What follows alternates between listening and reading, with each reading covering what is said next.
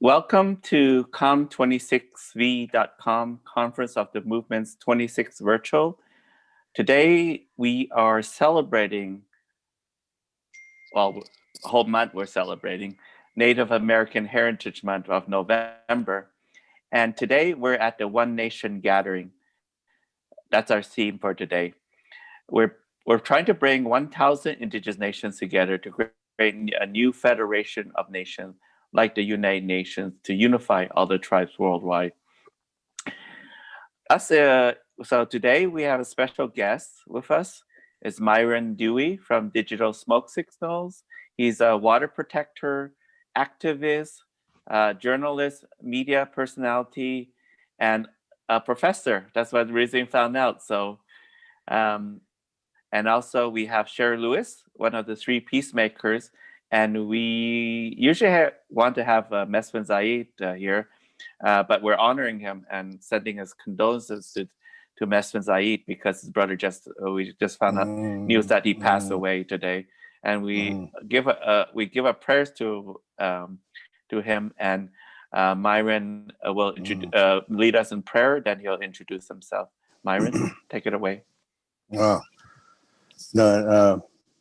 namaga na inanya Myron Dewey na agataka na ahoba shinami na pija shinami na nishtahai, our brother na pija na nishtahai nama shinami, sending good thoughts and blessings his way, and his Namudaway, his family, relatives, and from our home to his, and Hukwapa Yadawat, on sending those blessings on the wind their way. Na pija biwa.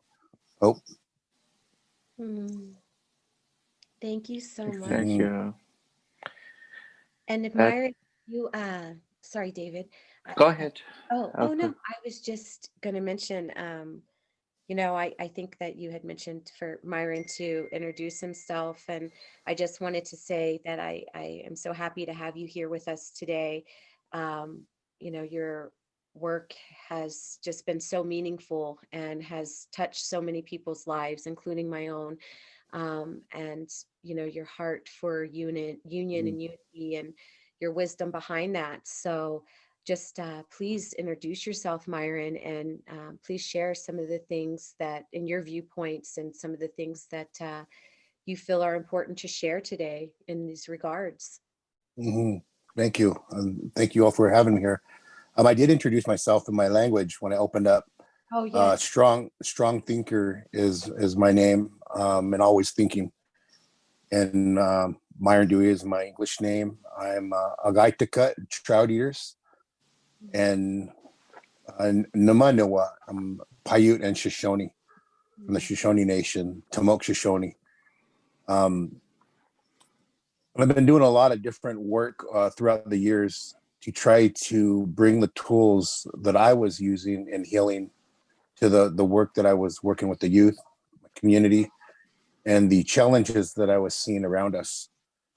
And there's a lot of highs and lows, ups and downs, failures after failure, and just re-strategizing, and indigenizing the way we use things, coming up with digital protocols like at Standing Rock, when and when not to film, and just seeing what works and applies. All of this was prior to Standing Rock, and working in communities, for the last 20 years, to have it built up to a place where all of that gets tested, and taking the tools that I learned, from my home, from my own community, from the legal system here, where a lot of our young men go to get incarcerated. A lot of the young people get into juvenile detention centers. Nevada, many people don't know, is the heart of the military industrial complex. My tribe sits with the Air Force and the Marines and the Top Gun training facilities on one side, where they bomb on our sacred sites.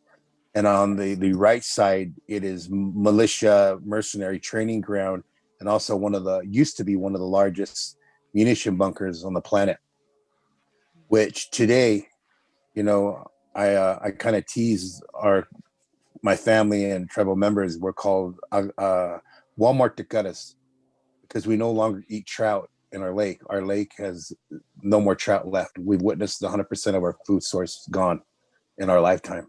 Mm. And like the buffalo almost got extinct, our fish did get extinct, the trout. We have one more lake left, and that's Pyramid Lake with our fish. So this work has been based on the historical trauma, loss of land, loss of language, forced loss of dignity, indoctrination, Western intellectual manipulation, the turn of the century with the first documented in our traditional stories with environmental change, to the loss of our traditional harvesting areas for mining, clear cutting, 550 cords of wood a day. Mm. And now saying, oh, well, we don't know where the fires are coming. Well, we can tell you. You've changed the natural law. There's no more trees in those areas for miles that there used to be. And a great area to look is Reno. Reno, Nevada is always burning. To re-educate America that those roads they drive on are our paths that we used to walk on. The example in Reno, it used to be a wetlands. It's no longer a wetlands.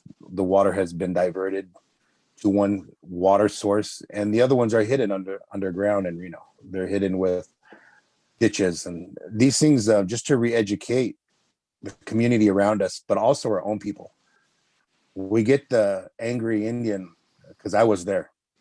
I remember not being able to articulate my anger when someone say, "Oh, you always lost the battle," and not being able to articulate it. Now it's like there is no honor in you saying that through genocide, through murder, intellectual manipulation, weaponizing, smallpox, biological warfare, theft.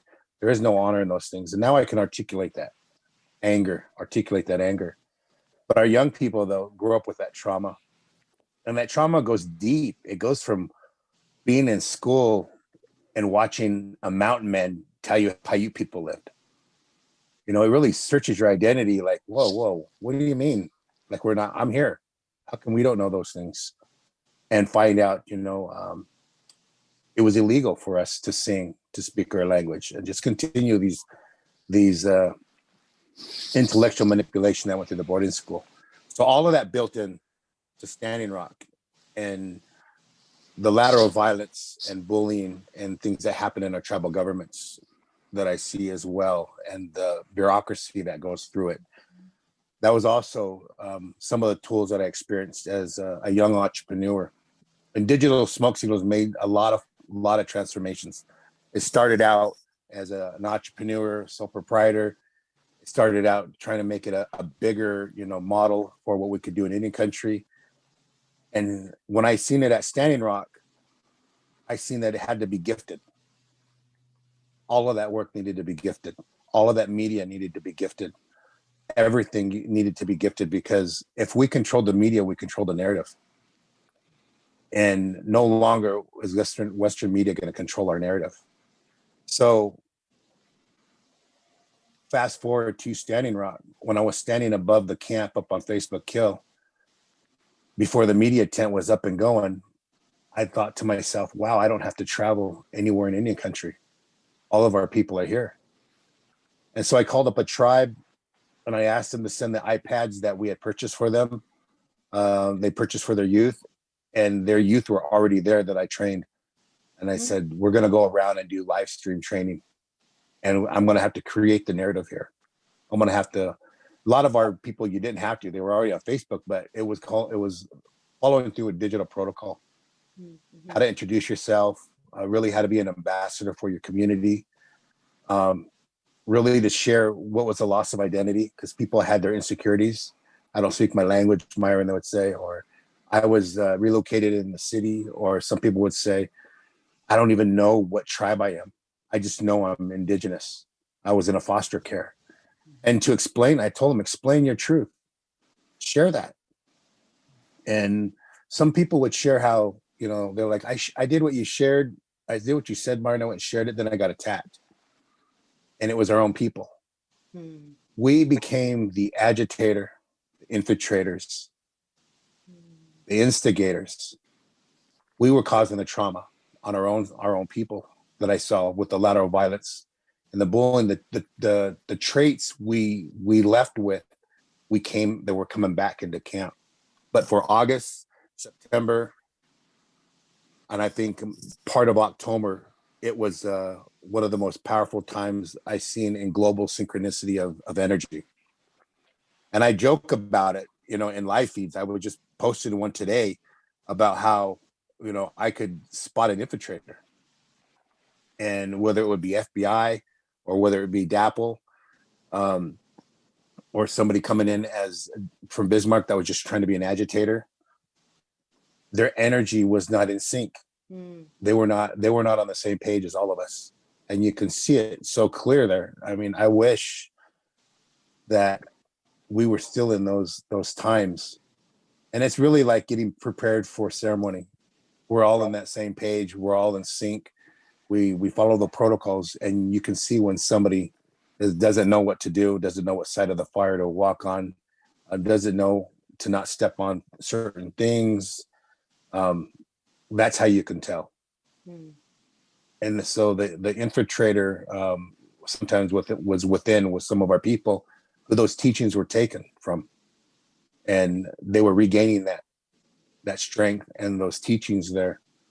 And it was coming not from just one tribe; it was coming from tribes all across the United States, all 4 directions, where the wind was blowing them in, sending healers, people with medicine, people with teachings, beautiful teaching for men and women, for young people, people that dealt with allies, people that dealt with the ego. The ego was huge. So many wellness people came.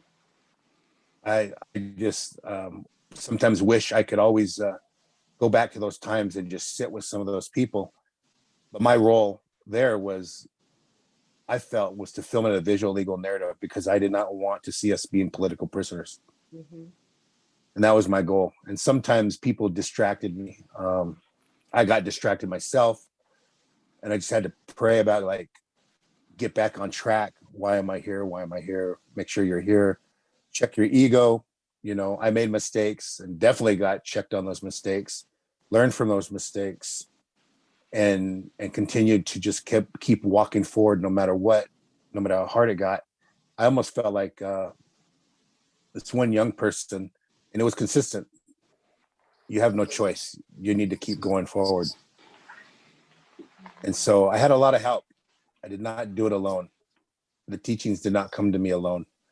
And those who believed in me came and sat with me, and I allowed myself to listen to them, because I knew it was that important.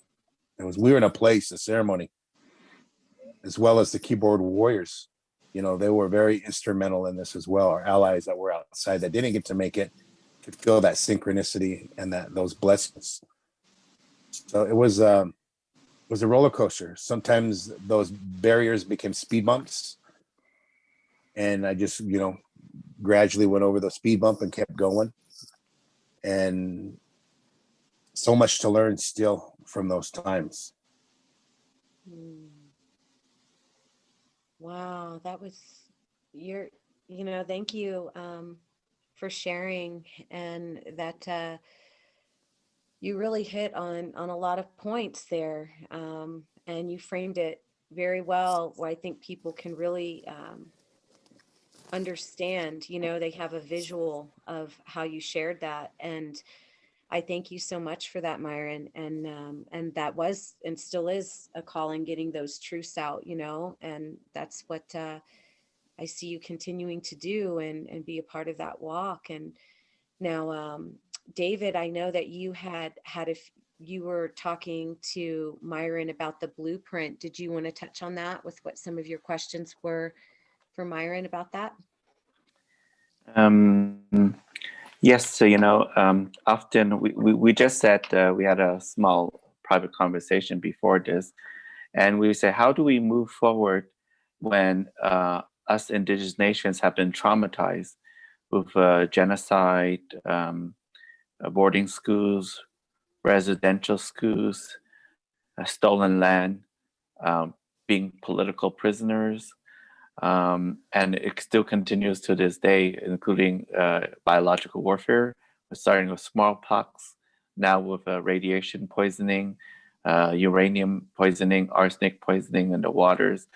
How do we unify? Because indigenous peoples have been putting up so many fires in their own communities, in their own families and lives already. And we were talking about the trauma.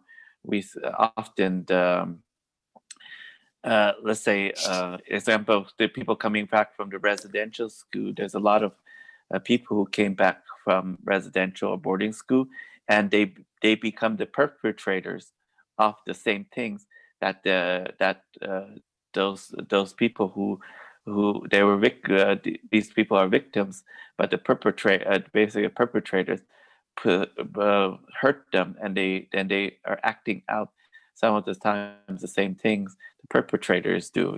So how do we move forward and unify all of them while this is all is going on? Myron, what is your point of view? Well, you touched on some really key points, and I think, just in my own experience, when I became a historical trauma trainer, I didn't have the tools, and then Aldar saw those tools in me and provided me with several of the paths that I needed to become a historical trauma trainer. To be able to articulate that on another side, where you can visually see that person is hurt, I have compassion for people no matter what they say or do to me, because I understand what they've been through. I understand because I lived it. I grew up in an alcoholic family. I grew up watching my mom abused. I grew up watching family around me be abused, and not having those tools and learning what it means, and having compassion for actually understanding why they were doing what they were doing. And veterans, my uncles were veterans, and sharing how they died alcoholics. They shared their story, when we were young, while they cried, while they were drunk. And I've heard other veterans share those stories, the same stories. Many people don't realize what the damage has done, from the boarding school era. It made us amazing soldiers, because that was the discipline in those boarding schools, was militarization. Mm-hmm. It made us follow instructions, because we were abused sexually, physically, and mentally if we did not follow those instructions. We became amazing listeners. And those young men that went into war, some of them at the turn of the century weren't even citizens. And they didn't go to fight for the United States. They went to go fight for their people. And what they encountered in just the veteran state, many veterans shared with me, is like when they were holding those flamethrowers, they realized that the rice baskets they were burning were the same as back home that their grandmother made. And the harvesting of rice and the different types of tools that they used. Those are stories that were shared with me from veterans, and some of them that had gifted me, their scarves from Iraq, and said, "This is what a warrior is. What you guys are doing is what we would have hoped we could have done as warriors. That's what we see as a warrior, protecting Mother Earth." And I got asked that question quite a bit, is like, why didn't you go into the military? And I almost did. I was going to the Marines. My uncle's best friend was a recruiter, and my uncle's brother took me, and he asked me to fight for Mother Earth first. He says, "I want you to go firefight. I want you to learn how to fight for Mother Earth. And then if you don't feel it's for you, then you can go, and I'll drive you myself to the recruiter." He goes, "But you're gonna be good whatever way you go." And he goes, "But learn to fight for Mother Earth first." And having role models like that is what made me believe that it is possible. And the impossible became possible at Standing Rock when all of the people came. And those of us that already had a social media presence before were able to articulate those things through Indigenous eyes by crowdsourcing solutions. It's not the answer, but it definitely was a solution at that time. And I just kept looking back in history and kept thinking, okay, what do I need to focus on?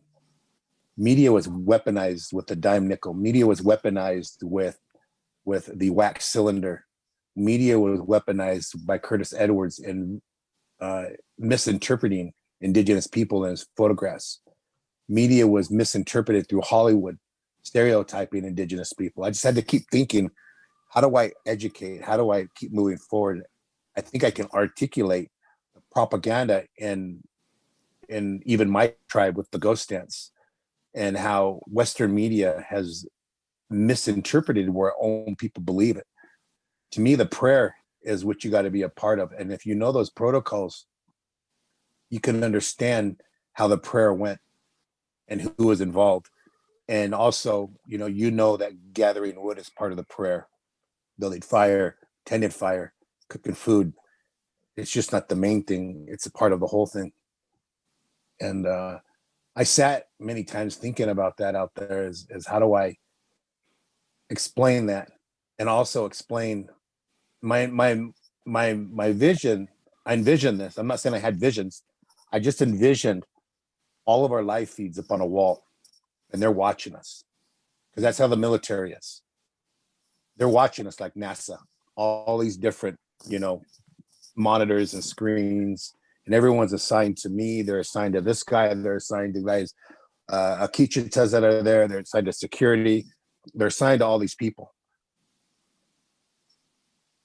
To them, those who are educating are dangerous, and they're going to target you.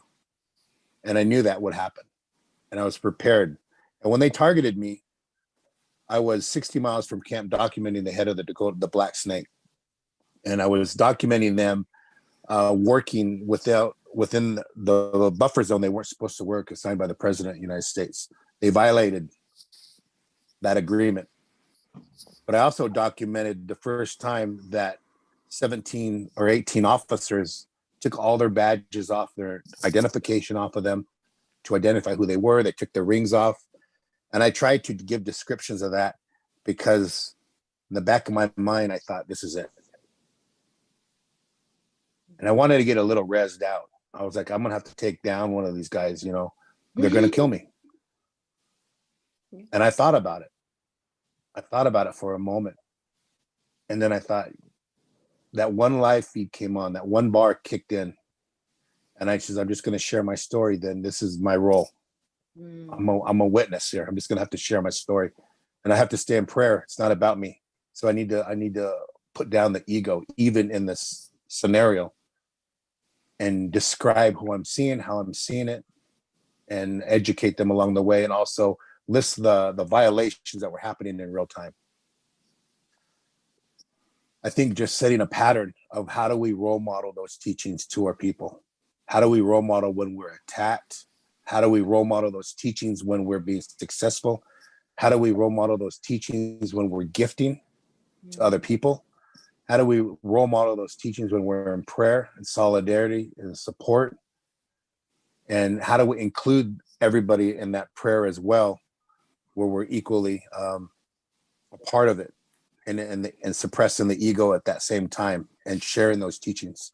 Because I think I've seen old people at camp, but I also seen elders, and the elders were the ones that were practicing those teachings. And out of all the elders that I was, seeing and trying to talk to, I didn't get that feeling from them that they were that I could take with me. So I took what I needed and I left the rest, and I moved on, because I got challenged many times along the way. And it's a new road. It was definitely a new road, but we all knew this was going to happen. We talked about it every time we went to the Gathering of Nations in Albuquerque, New Mexico. What if we can gather like this and protect our land? We always talked about it. Now it came to be. And I shared with the brother that works for the tribe. He's very hurt, because he worked in the building, and he said that he just heard all the bad stuff. So that's what he was focused on, because that's what he had to deal with. And we went to Haskell together, and I told him, I says, your tribe got unlimited money into the millions coming your way. You had solidarity, you had support, you had allies willing to die on the front line, tribal members willing to die on the front line, traditional medicines, coming your way, teachers coming your way, educators coming your way. I don't even know how many lawyers volunteered. I says, balance that anger out. Balance it, because you're imbalanced right now. Balance what you didn't see and balance what you did see, what you didn't like and what you're going to need to look at. Because I sat with elders who just talked really negative about the camp. And they started with compost toilets. They didn't believe anybody would sit and man those toilets, which were two guys in there all the time playing chess or cards, you know. And I shared their story. You know, I shared, there's people down there, and he goes, wow, really? And I go, yeah. He goes, well, I hear they're just doing drugs. And I'm like, they kick him out of camp. I hear they're just beating people up. I says, they'll walk him out of camp. And he goes, wow, we don't even have that in our own tribe. You know, and he was getting misinformation. So it was like, I would spend the time to articulate it in a way where I could give them a reference point to go visit. And that's what I was hoping, is that I can give justice there and articulate the truth by visually articulating it, and then take him there to visually see it. I shared with him there was 8 kitchens. Said there's no homelessness, there's no hunger, there's sweat almost every hour, ceremony. And he apologized for what he said. He goes, you know, I was wrong. He goes, we don't have that in our own camp. And I says, and they're there to protect your guys' water. And so our own insecurities came into play there.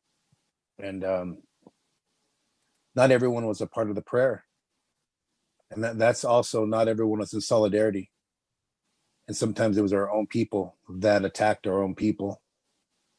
And I really hurt when I seen that happen, because we were all fighting for the same thing. And I did what I could to role model my teachings, you know, and if I was wrong, I tried to do the best I could to correct it or apologize and move forward. So I can tell you guys, you know, to be attacked by your own people it hurts. To be attacked by strangers and trolls really didn't hurt. I know who they were. It's your own people. And I got attacked by family, which even, you know, hurts, because if they don't communicate with you, you don't know how to break through to them. I got attacked by tribal members who said, you know, why are you helping them? You know, other tribes saying the same thing. And I'm like, we're all in this together. What happens to one tribe happens to all of us. And so I had personal reasons why I went there, working with the youth, you know, way back in the day, ceremony, Sundance. And I love to pray with our people, and I love to pray the way they pray. And if they go to church, I'll sit in church. I listen to the teaching, not the preaching. Or I'm not Christian, Catholic, or any of those things. I have the same trauma from indoctrination as many of our elders do. So it's just part of the healing process. So the educating came through, and I'm into a place now where I want to go into enlightening and empowering, so we can start the healing process. And just role model that. I don't have the answers. I can tell you that. I'm a lot of times, you know, I struggle because, you know, it feels like I go backwards with some of my relatives. I see them come forward and be vulnerable, and then get hardened up and close out. I watch people attack each other. My tribe doesn't have that shaming culture like I've seen out in Standing Rock. So it's a little bit different when I experience that in a crowd mob mentality. And we see that now on social media as a social crowd mob mentality of people who don't even know that person. And media has been weaponized. Social media has been weaponized. And right now, all across Turtle Island, around the planet, Indigenous people are trending on all these social media platforms. They're getting attacked, and they're educating. And so it's not the answer right now, but it is a solution to educating the world about who we are. And we need to really focus on that because this whole month is Indigenous Peoples Month, Mhm. but it's really about educating on all platforms, on all sides of the border, on why we're protecting and why we're moving forward together. So it's going to take us all. But I can tell you in my own experience, not everyone around the sacred fire was thinking about the sacred fire. And some of them saw it as a bonfire. And some of them didn't think about why putting too much wood on there was taken away from the next fire over, the elders. And so there was a lot of teachings that were coming from that. Not everybody was a part of the prayer, you know, in solidarity and unity because of the ego. Mhm. And I think those parts are hard because there are our own people still hurting. And also, you know, bad people can do good things too. I also seen that.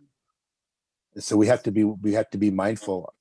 I'm worried we're in a space now where globalization is hit. Standing Rock is an example of globalization, not colonization, globalization. Everyone came from all four directions, from their own fight, protecting their own land, their own solidarity and support. And we all got to see who was in the face of the terror of our ancestors, militia, Pinkertons, that would be Sheriff's Department Association and mercenaries. That we have to worry about because they don't see us as water protectors. They see us trespassing on our own land, taking their resources and getting in a way a profit over people.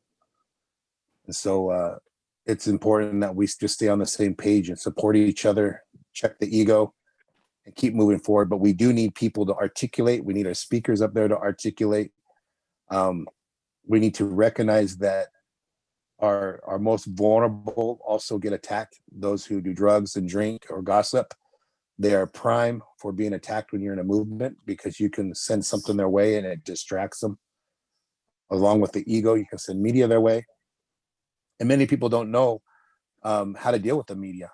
So that's my goal, is to educate and continue this work in a different way using media to empower our people to share their story.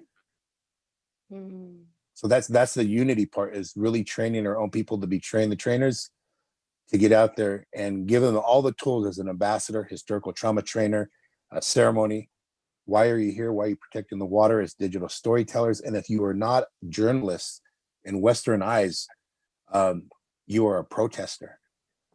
And if you get out of that, if you get called an activist, you're going back to the civil rights time where AIM and the civil rights movement was going on. They were being called activists by the FBI. And so these terminologies that I learned along the way are tactical to bring you in. They still didn't find their Indian. As you guys watched through the movement, they were trying to arrest who they thought were leaders. Mhm. And and so I want to share with our young people, if we don't understand this intellectual manipulation, they change the rules because they're doing it. And it's no longer free and prior consent. It's when you walk through the door is when you gave consent now. How do I know that? Because that's what the military told my tribe, told us earlier in January. You gave consent when you walked through the door, Myron. That's what he told me. Mhm. And we're the ones playing by the rules still. And they're the ones changing the natural law. And we're seeing it happen in front of us. So how do we protect the unborn? Well, we have to really start strategizing and working on food sovereignty, healthy water, and I think a safe place where we can go to learn those ways in a good way and in a healthy way, but also we step into one world and protect in the other. I love that, Myron. You know, you're so right on, and the re-education and the message that's coming out is so important. And everything that you just even concluded in, to saying to have, you know, a place to bring those teachings, to bring our elders and our youth, to have those, the food sovereignty, you know, bringing that back. Because actually, I was speaking with one of our Nakota relatives recently, and at the school that she teaches in, I think there's like 100 and less than 150 kids in the school, but you have 68 that are homeless, right? And then you have the garden, but who's picking the garden, right? And that comes back to that healing within our own communities, like you were saying, and from the trauma and getting off the militarized healthcare and our our moms and our grandmas, you know, having our young adults, or even a lot of the women my age that are struggling with alcoholism and, you know, drug abuse and in that way. But through that healing and getting back to the ways of even the nurturing that is in so much already a part of who we are, but that has just been opposed and tried to be stripped through a lot of the historical trauma that our people have gone through. So it is so true, you know, and getting back to nursing and, you know, with and our ways without some of these other things that have just been blocks, and overcoming that. So I think so much of what you're saying, getting the message out through re-education, even through having the right type of media stream that you have, and then also having these areas set up for our healing. And that's where my heart is at, was we're bringing all of our nations together, is starting those centers where we can have healing centers, wellness centers, economic resource through things that are aligned with our cultures and our heart and our mind. That, you know, because a lot, you know, in certain areas, and every area is different, of course, but there's certain casinos in different areas, and, you know, that's been a way for economic resource, but actually really takes away from our people in another way, having all of the casinos, right, in different ways.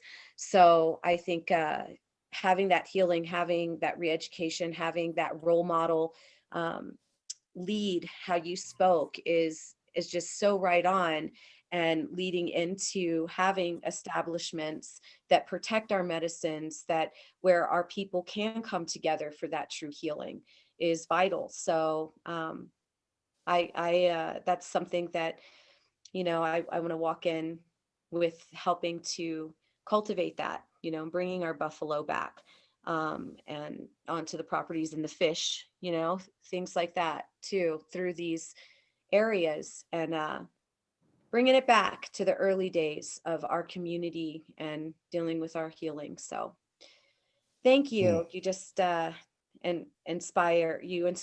So thank you so much for your words of wisdom. Thank you. Thank you. I was also thinking, Myron, when you were talking about the media, because, you know, basically for myself, when I was telling them in 2010, I was working with, I call Native Americans at that time, or First Nations. I sent my message back to China and Singapore, actually. I said I was, you know, my relative, right? And they started crying, you know, because they said that I didn't know that they were alive. That's they Yes. started crying, and they said, I didn't know they were alive. I thought the Europeans exterminated all of them, and they were so happy and joyful and cheering, is because there's very little media coverage outside, even out in North America, there's very few, but in Asia or Africa, from the indigenous in North America, they do not hear zero, almost like zero coverage of them out there. So the media is very important, that we actually control the narrative of the media, because those, you know, us, like Asians ourselves, like I'm from the Hakka tribe, as an Asian tribe, we see other indigenous people as brothers and sisters, the same. We have the same struggle and everything. So that's why the funny part about this thing is that, you know, because some indigenous people went back to our countries like Singapore, China, like that, you know, to, you know, as a business or to develop like that, you know, they were treated like nations, as nations. They had the banquet dinners for all of them, like the huge, like 1,000 table banquets for them, and they came in as a nation. So that's how we see you guys, you know, like we see you guys as nations, but so there a lot of the indigenous people are surprised, say, wow, they're treating us like dignitaries coming from the US or the France or something. We treat it the same, because that's how we view these are nations, you know.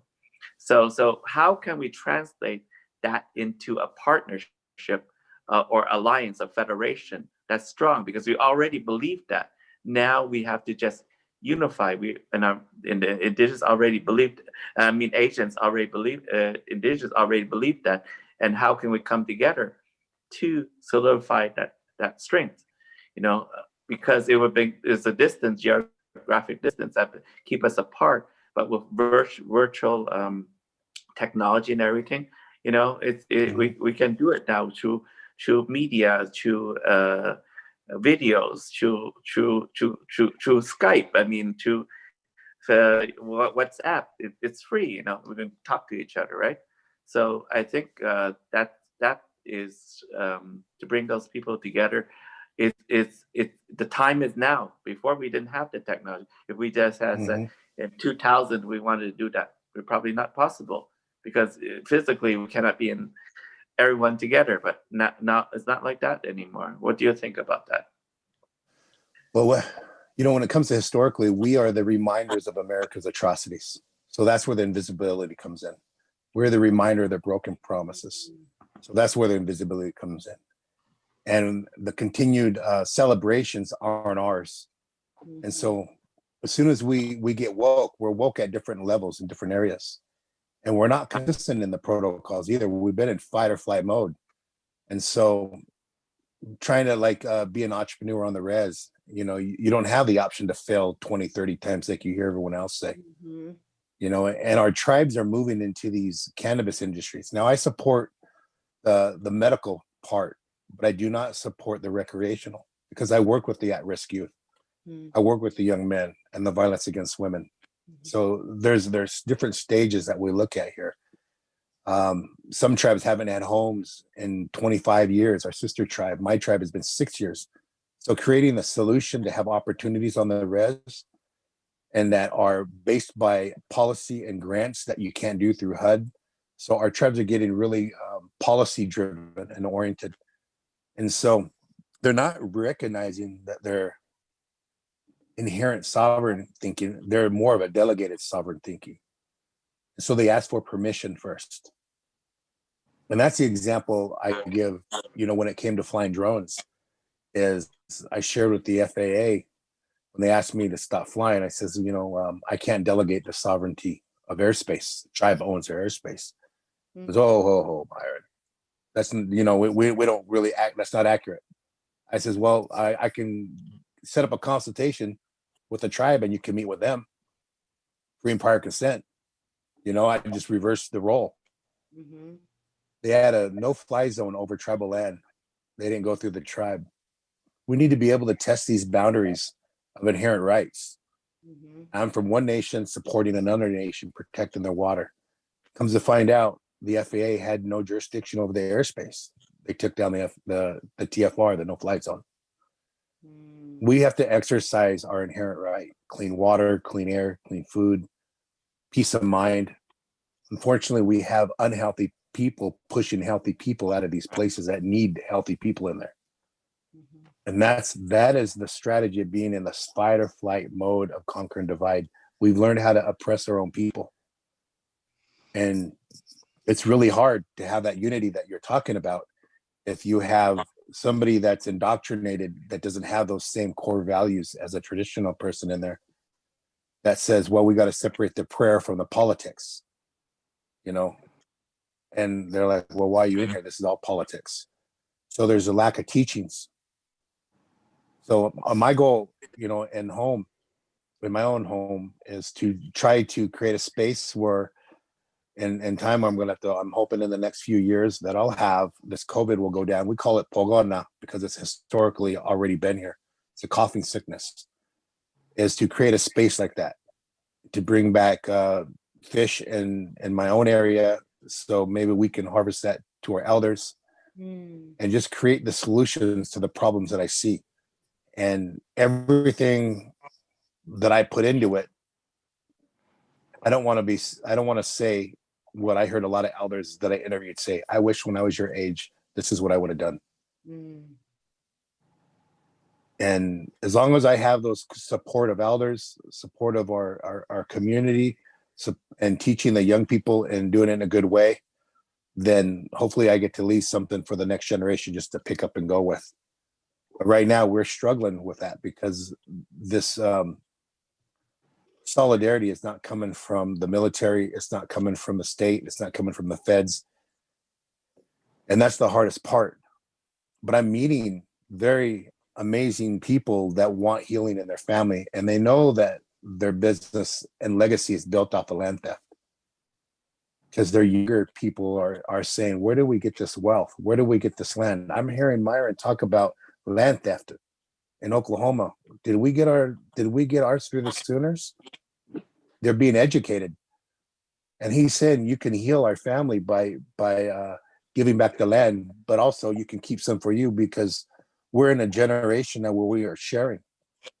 And I've met people that gave land back to tribes. I've met people that gave land back to individual people to help them in their missions. And there is support out there, but also we need to be ready to get that support to our community, because I share this with everybody. Not everyone's going to be understanding to allies like I am. Probably 10 years I couldn't hold space. And I can clearly say, because they were colonizing my circle. I can understand that now. They were colonizing my sacred circle, my sacred fire, and I couldn't articulate it. Now I can, and now I have the patience to say, hey, you're colonizing this space. This is where we pray. Be gentle, kind and gentle. And sometimes it does get old having to re-educate over and over and over. But allies need to hold that space. They need to hold that trauma. They need to relinquish their power when it comes to sharing and gift it. They also need to understand that their ancestors did the same thing. And we had allies back then, just like at Standing Rock. So those are the teachings, is once we get allies in that space and say, you know what, allow them to pray the way they choose, eat inherently the way they choose, and protect the sacred the way they've always done time immemorial. That's how we start the solidarity and they unify together, but also recognize that they're going to colonize our space when they come in, because they don't have our teachings, and we can't expect them to learn it in 2-3 minutes or 1 hour. They might get mystical, but I've also seen them colonize our songs and culturally appropriate it. So these songs, that I share with them, I'm like, here's a reason why you can't sing this song. This song was sung during the Trail of Tears when the women were being raped. You don't know what medicine you're taking. You don't know what trauma you're carrying. So you want to recreate what we're doing, but you don't have any protocols in doing it. And these songs carry the energy of our ancestors. And so we're in constant 101, and I keep getting put in that circle. And so I'm like, all right, I finally accepted it. And I'm gonna give kind and gentle way those harsh teachings, the hatchet, then the honey. Yeah, and I think you're right on, and it was, right, the exhaustion of having to re-explain, but the fact that their ear is there, and sometimes they say what imitation is the best compliment. I'm saying the saying wrong, but it's almost like, The best form of flattery, they call it. the best form of flattery is imitation, right? So We don't think so. right. So so it's like yes, thank you for having the patience, Myron, to do what you do, because it is important, and they and recognizing that, and that in the end, though, they do want to listen. So if they stick around and try to walk in a good way and be respectful, and that's just going to trickle on with the unity and the education that needs to happen. So I guess that's what I'm trying to get out of my mouth that got all mangled. Oh, it goes in different ways. I've experienced the white privilege where an ally had said, hey, I didn't do those things. Why are you attacking me? And I'm like, I'm not attacking you. It's your white guilt that's coming forward. And you're feeling like you're being attacked because those things did happen. I'm sharing with you. I'm educating you. I'm recolonizing you, so to speak. The other part is I have to relive this trauma every time I have to explain it to you. Why you say, "Oh, I'm so sorry," and I feel like that's I don't feel like you are, because you don't know another way to act, and so I am getting re-traumatized every time I have to explain these atrocities and murders and types of genocide and intellectual manipulation and how it's affected my people, and my family have died from this, and children are committing suicide, and you don't have that compassion and empathy because you never went through it. So I also don't want the white savior mentality, and you coming in and thinking you're gonna be Kevin Costner and become the better Indian and save us all, or like in those Hollywood movies, Tom Cruise becomes the better samurai, and goes and saves everybody. This is that Right. white savior mentality. I can articulate it now because this is what we've been going through for a long time, because our children watch that. And so we have to hold that space and then smudge off afterwards and just ask for help, because there's times where I've cried by myself and thought, dang, there's no empathy, and I'm sharing it to a group of people. So, and I don't want to project, and I'm not the victim, but I can sure share how my people were victimized tactically through a battle rhythm by militarization to get land theft, and explaining kill the Indian to save the man was a real policy. The tactics used to indoctrinate and hurt our people. And I'm the last generation of boarding school in my family, so I'm a witness.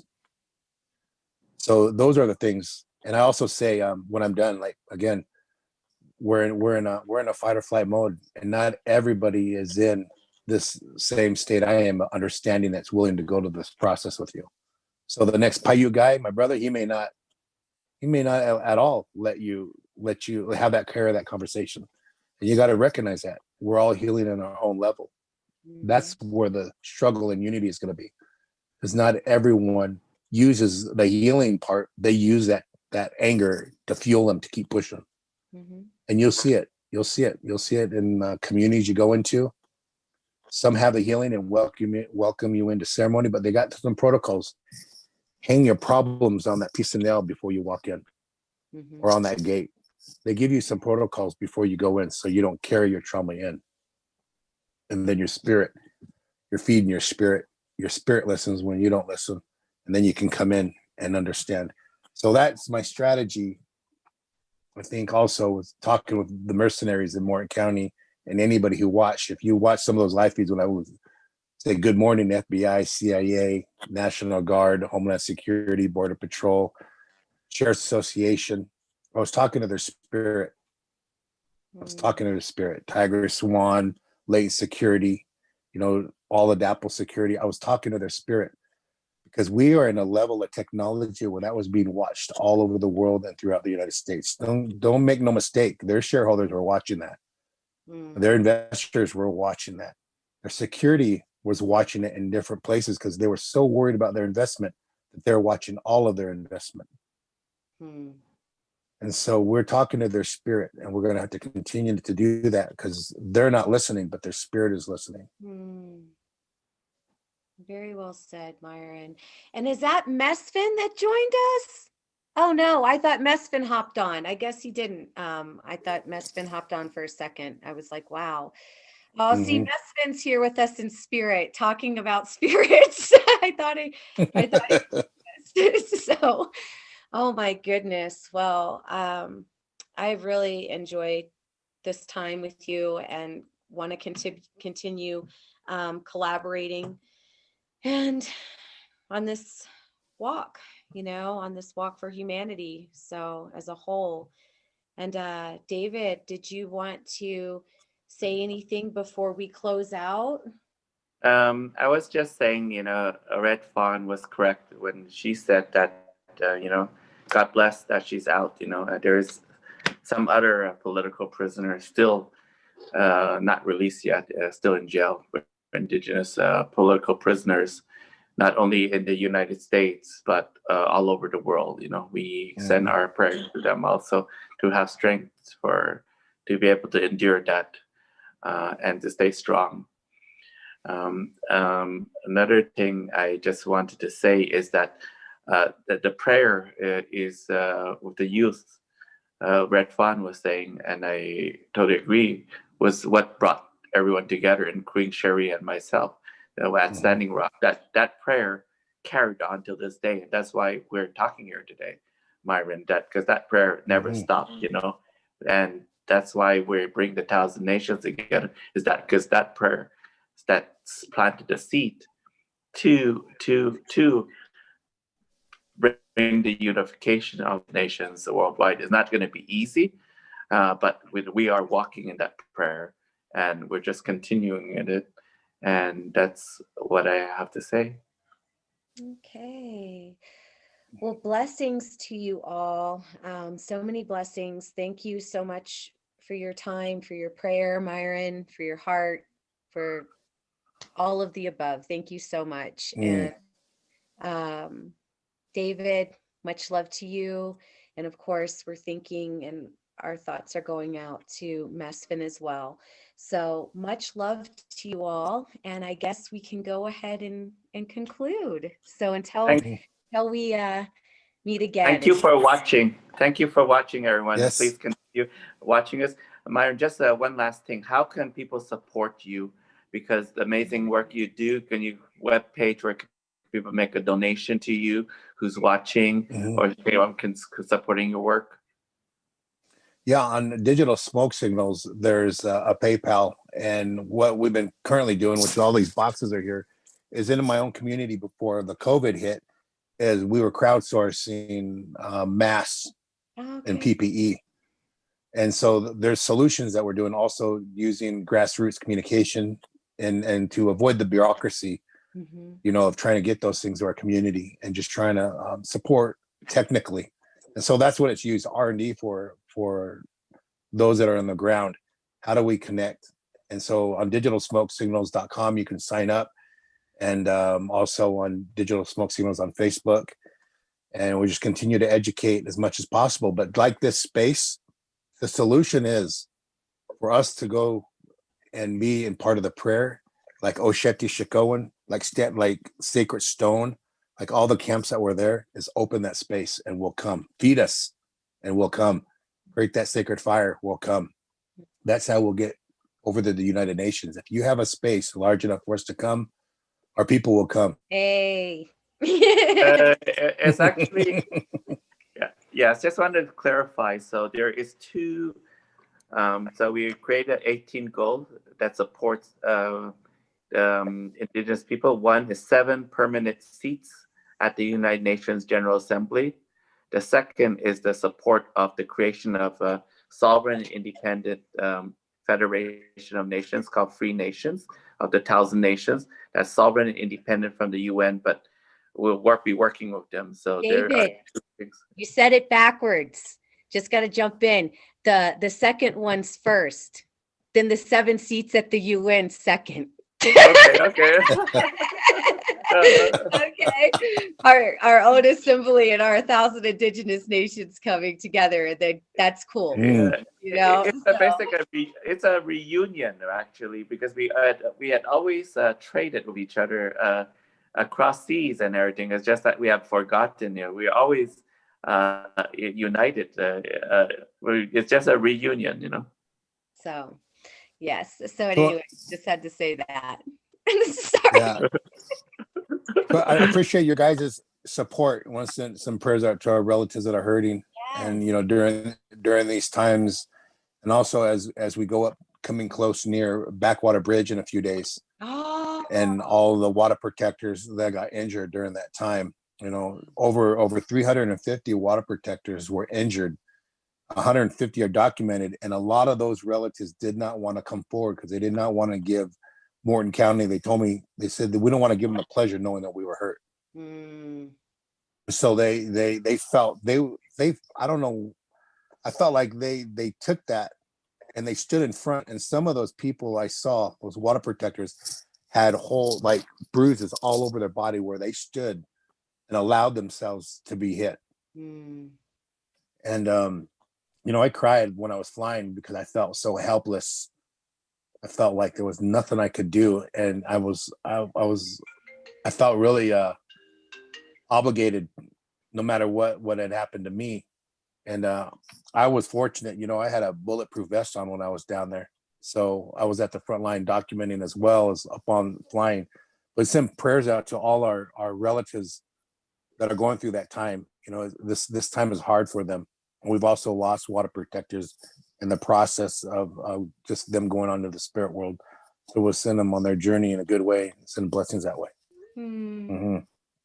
Thank you for that prayer. And please keep on supporting water protectors from around the world, and also to support Digital Smoke Signals, what the Myron Dewey is doing, and all the other water protectors. Myron said that, that only had told me, and I wasn't really aware, that, water protectors are not receiving any income, because a lot of times they're giving up their jobs to be on the front lines, and they do need the financial support to be able to continue to protect Mother Earth and our drinking water and fresh water. And please keep on supporting them. Thank you so much.